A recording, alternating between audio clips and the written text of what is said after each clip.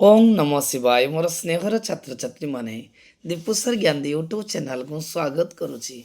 आज पिलामने मो plus two second year arts पिलामानंक पई साइकोलॉजी वा मनोविज्ञान गोटे सुंदर वीडियो प्रस्तुत करिछि। आज पिलामने मो साइकोलॉजी रो यूनिट 2 मानसिक चाप ଓ ଭୌତିକ ପରିବେଶ ଓ ଆଚରଣର ସମସ୍ତ ଏମସିକ୍ୟୁ କ୍ୱେଶ୍ଚନ୍ ଆଜି ମୁଁ ଡିସ୍କସନ୍ କରୁଛି। ପିଲାମାନେ ଦେଖ ଆଗକୁ ଆମର ଫେବୃଆରୀ ମାସରେ ଫାଇନାଲ୍ ବୋର୍ଡ଼ ଏକ୍ଜାମ୍ ହେବ, ତାକୁ ଆଖି ଆଗରେ ରଖି ମୁଁ ଆଜି ସାଇକୋଲୋଜି ବା ମନୋବିଜ୍ଞାନର ୟୁନିଟ୍ 2 ର ବିଷୟ ଯେଉଁ ଅଛି ମାନସିକ ଚାପ ଭୌତିକ ପରିବେଶର ସମସ୍ତ ଏମସି କ୍ୱେଶ୍ଚନ୍ ଆଲୋଚନା କରୁଛି। ଏହିପରି ଭାବରେ ମୁଁ ପ୍ରତ୍ୟେକ ବିଷୟର ଏମସି କ୍ୱେଶ୍ଚନ୍ ଆଲୋଚନା କରିବି ଏବଂ 2 ମାରିକା 3 ମାରିକା ଏବଂ ବଛା ବଛା ଲଙ୍ଗ କ୍ୱେଶ୍ଚନ୍ ଆଲୋଚନା କରିବି, ଯାହାକି ଫାଇନାଲ୍ ପରୀକ୍ଷାରେ ନିଶ୍ଚୟ ମୋ ସାଇକୋଲୋଜି ପିଲାମାନଙ୍କୁ ଉପଯୋଗୀ ସାବ୍ୟସ୍ତ ହେବ। ଏବେ ପିଲାମାନେ ୟୁନିଟ୍ 2ର ପ୍ରଥମ କ୍ୱେଶ୍ଚନ୍ ଆଲୋଚନା କରୁଛି। କ୍ୱେଶ୍ଚନ୍ ଦେଇଛି ଯେ ଯେତିକି ପିଲାମାନେ କ୍ୱେଶ୍ଚନ୍ ଆଲୋଚନା କରିବି ସବୁ ଏକ୍ଜାମ୍ ଓରିଏଣ୍ଟେଡ୍ ନିଶ୍ଚୟ ପରୀକ୍ଷାରେ ଆସିବ, ତାକୁ ଟିକେ ପ୍ରାକ୍ଟିସ୍ କରିଦେବ। ପ୍ରଥମ କ୍ୱେଶ୍ଚନ୍, ଜୀବନର ସମସ୍ତ ଶୈବିକ କ୍ରିୟା ସମସ୍ୟା କଷ୍ଟଦାୟକ ପରିସ୍ଥିତି ମଣିଷ ମନରେ କ'ଣ ସୃଷ୍ଟି କରେ? ସାଧାରଣତଃ ମନେ ରଖୁଥାଅ, ଏଇଟା ମଣିଷ ମନରେ କ'ଣ କରିବ? ମାନସିକ ଚାପ ସୃଷ୍ଟି କରିବ। ଦ୍ୱିତୀୟ କ୍ୱେଶ୍ଚନ୍, ମାନସିକ ଚାପ ଶରୀରରେ କ'ଣ ସୃଷ୍ଟି କରେ? ଶକ୍ତି, ମୌଳିକ କ୍ରିୟା, ଧ୍ୟାନ। ଉତ୍ତର ହେଉଛି ଶକ୍ତି। ଚାପ ବା ସୁରାଘାତ ଶବ୍ଦଟି ଡେସ୍ ନାମକ ଲାଟିନ୍ ଶବ୍ଦରୁ ଆସିଛି। ଉତ୍ତର ହେଉଛି ଷ୍ଟ୍ରିକ୍ଟସ୍। ଡେସ୍ ଏକ ଚାପ ଓ ସୁରାଘାତ ସୃଷ୍ଟିକାରୀ ଉପାଦାନ ନୁହେଁ। କୋଳାହଳ, ଜନଗହଳି, ସୁସମ୍ପର୍କ। ମନେକ ଏଟା ସୃଷ୍ଟିକାରୀ ଉପାଦାନ ହେଲା କୋଳାହଳ ଜନଗହଳ, କିନ୍ତୁ ସୁସମ୍ପର୍କଟି ନୁହେଁ। ଲାଷ୍ଟ କ୍ୱେଶ୍ଚନ୍, ମାନସିକ ଚାପ ଶରୀରରେ ଡେସ୍ ସୃଷ୍ଟି କରେ? ମନେ ରଖିଥିବ, ପୀଡ଼ା ସୃଷ୍ଟି କରେ। 6 ନମ୍ବର କ୍ୱେଶ୍ଚନ୍ କହିଛି, ଚାପର ପ୍ରଭାବରେ ଆମ ଶରୀରରେ ଡେସ୍ ଗ୍ରନ୍ଥିରୁ ହରମୋନ୍ ବା ଆମ ଗ୍ରନ୍ଥିରୁ ଘେରିତ ହରମୋନ୍ ଶାରୀରିକ ପରିବର୍ତ୍ତନ ସୃଷ୍ଟି କରେ। ଯେ ଚାପର ପ୍ରଭାବରେ ଆମ ଶରୀରରେ କେଉଁ ଗ୍ରନ୍ଥିରୁ କ୍ଷରିତ ହରମୋନ୍ ଶାରୀରିକ ପରିବର୍ତ୍ତନ ସୃଷ୍ଟି କରେ? ଉତ୍ତର ହେଉଛି ଆଡ୍ରେନାଲ୍। ନେକ୍ସଟ କ୍ୱେଶ୍ଚନ୍ ପିଲାମାନେ 7 ନମ୍ବରକୁ ଯିବା। ନିମ୍ନଲିଖିତ ମଧ୍ୟରୁ ଡେସ୍ ଶରୀରର ଚାପ ବା ସ୍ୱରାଘାତ ସୃଷ୍ଟି କରେ? ଉତ୍ତର ହେଉଛି ପିଲାମାନେ କୋଳାହଳ। ଡେସ୍ ଶରୀରର ଚାପ ସୃଷ୍ଟିର ସାମାଜିକ କାରଣ କାରକ ଅଟେ? ଆମେ ଯେଉଁ ଷ୍ଟ୍ରେସ୍ ପାଉଛେ ତାର କାରଣ କ'ଣ ଅଛି? ବାୟୁ ପ୍ରଦୂଷଣ, କୋଳାହଳ, ମନୋମାଳିନ୍ୟତା। ଉତ୍ତର ହେଉଛି ମନୋମାଳିନ୍ୟତା। ଜଣେ ବ୍ୟକ୍ତିର ମାନସିକ ଚାପଜନିତ ଅନୁଭୂତି ତାର ଡେସ୍ ଉପରେ ନିର୍ଭର କରେ? ଶାରୀରିକ ସୁସ୍ଥତା, ଦୁର୍ବଳତା ନା ଅସ୍ୱାଭାବିକ ଅବସ୍ଥା? ଉତ୍ତର ହେଉଛି ଶାରୀରିକ ସୁସ୍ଥତା।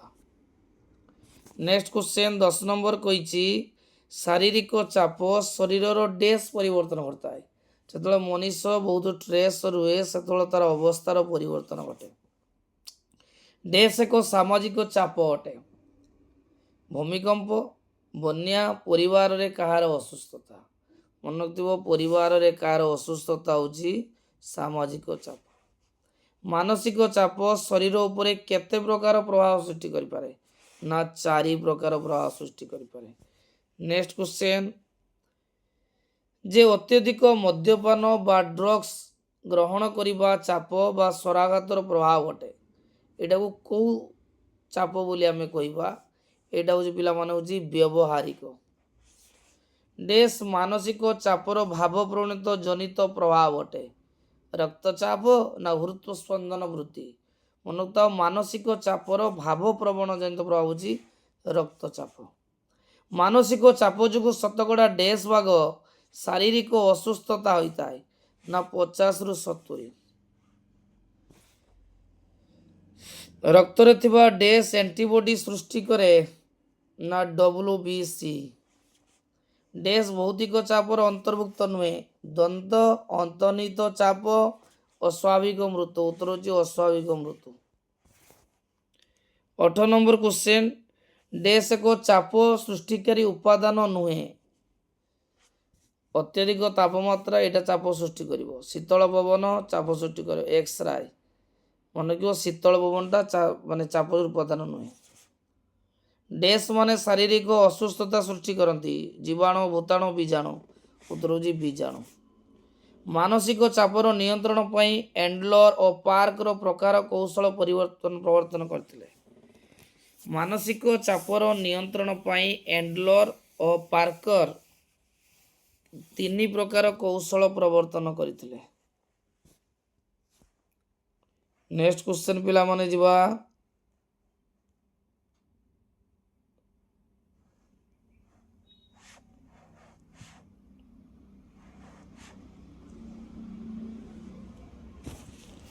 ଡ୍ୟାସ୍ ମାନସିକ ଚାପ ପରିଚାଳନା ଏକ ଆଧ୍ୟାତ୍ମିକ ଉପାୟ ଅଟେ। ଯୋଗ ସାଧନ, ଔଷଧ, କ୍ରୀଡ଼ା।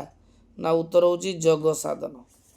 ଡ୍ୟାସ୍ ମାନସିକ ଚାପ ସୃଷ୍ଟି ଜନିତ ପରିବେଶ କାରକ ନୁହେଁ। ନା ଯୋଗ।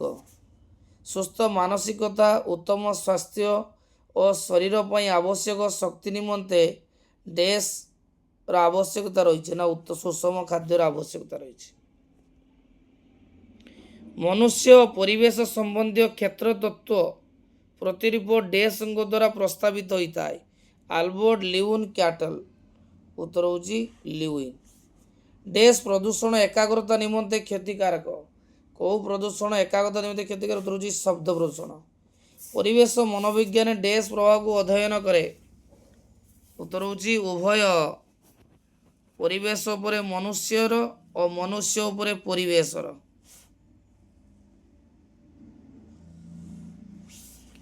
ଡ୍ୟାସ୍ଙ୍କ ମତ ଅନୁସାରେ ପରିବେଶ 5ଗୋଟି କ୍ରମସୋପାନାତ୍ମକ ପ୍ରଣାଳୀ ଦ୍ୱାରା ରଚିତ। କାହା ମତ ଅନୁସାରେ ପରିବେଶ 5ଟି ସୋପାନ ଅଛି? ନା ବ୍ରେନ୍ ଫେନ୍ ବ୍ରେବର। ଡ୍ୟାସ୍ ପରିବେଶରେ ଜଳବାୟୁ, ଉତ୍ତାପ ଓ ବୃଷ୍ଟିପାତ ଇତ୍ୟାଦି ଅନ୍ତର୍ଭୁକ୍ତ। ଉତ୍ତର ହେଉଛି ଜୈବିକ। କେଉଁ ପରିବେଶରେ? ନା ଜୈବିକ ପରିବେଶରେ ଜଳବାୟୁ, ଉତ୍ତାପ, ବୃଷ୍ଟିପାତ ଇତ୍ୟାଦି ଅନ୍ତର୍ଭୁକ୍ତ। ଡ୍ୟାସ୍ ପରିବେଶରେ ଜଳବାୟୁ, ଉତ୍ତାପ, ବୃଷ୍ଟିପାତ ଅନ୍ତର୍ଭୁକ୍ତ। ଏଟା ହେଉଛି ପ୍ରାକୃତିକ। ଡ୍ୟାସ୍ ପ୍ରଦୂଷଣ ଶ୍ୱାସଜନିତ ରୋଗ ସୃଷ୍ଟି କରିବାରେ ସମ୍ଭାବନା ଥାଏ। କେଉଁ ପ୍ରଦୂଷଣ ଶ୍ୱାସଜନିତ ରୋଗ ସୃଷ୍ଟି କରିବାରେ ସମ୍ଭାବନା ଥାଏ? ଶବ୍ଦ, ବାୟୁ, ଜଳ। ଶ୍ୱାସଜନିତଟା ବାୟୁ। ଡ୍ୟାସ୍ ପ୍ରଦୂଷଣ କାର୍ଯ୍ୟଦକ୍ଷତାକୁ ଅଧିକ ପ୍ରଭାବିତ କରେ। ନା ଶବ୍ଦ।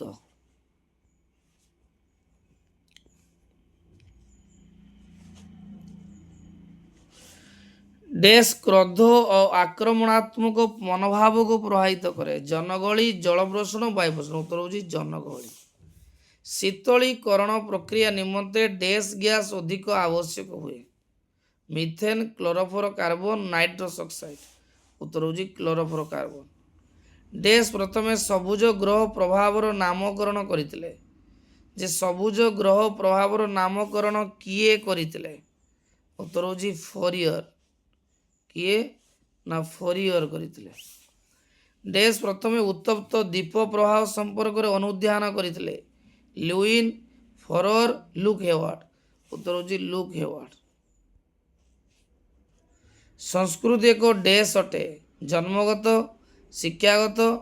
ନା ଜନ୍ମଗତ ଆଉ ଶିକ୍ଷାଗତ। ଉତ୍ତର ହେଉଛି ଶିକ୍ଷାଗତ। ସଂସ୍କୃତି ଏକ ଡ୍ୟାସ୍ ବ୍ୟାପାର ଅଟେ। ନା ସଂସ୍କୃତି ଏକ ସାମାଜିକ ବ୍ୟାପାର ଅଟେ। ସାମାଜିକୀକରଣ ଡ୍ୟାସ୍ରେ ଆରମ୍ଭ ହୋଇଥାଏ। କ୍ରୀଡ଼ା ପ୍ରାଙ୍ଗଣରେ, ବିଦ୍ୟାଳୟରେ, ନା ଘରେ। ନା ଘରେ।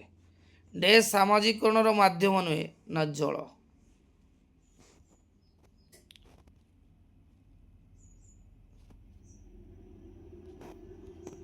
ସଂସ୍କୃତିର ହସ୍ତାନ୍ତରୀକରଣକୁ କ'ଣ କୁହାଯାଏ?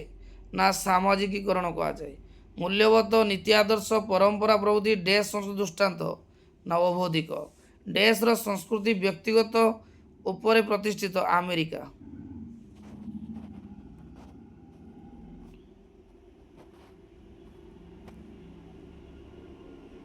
ଶିଶୁର ପ୍ରଥମ ସାମାଜିକ ଅନୁକ୍ରିୟା ଡ୍ୟାସ୍ ପଦ୍ଧତି ପ୍ରତି ଉଦ୍ଦିଷ୍ଟ। ନା ବୟସ୍କମାନଙ୍କ ପ୍ରତି। 50 नंबर क्वेश्चन डैश वर्ष बयस बेले बालिका मानकर सर्वाधिक शारीरिक मानसिक वृद्धि घटिताए उत्तर होची 21 वर्ष। परिपक्व भाव डैश पाई कंचामाल जोगाई थाए एवं शिशुर विकास रे साधारण रूपरेख और ढंग को निर्णय करिताए। परिपक्व भाव डैश पाई कंचामाल जोगाई थाए एवं शिशुर विकास रे साधारण रूपरेख और ढंग को निर्णय करिताए। ये शिक्षण। मनुष्य पर्यावरण संपर्क रे डैश मनोविज्ञानी अध्ययन करे ना परिवेश।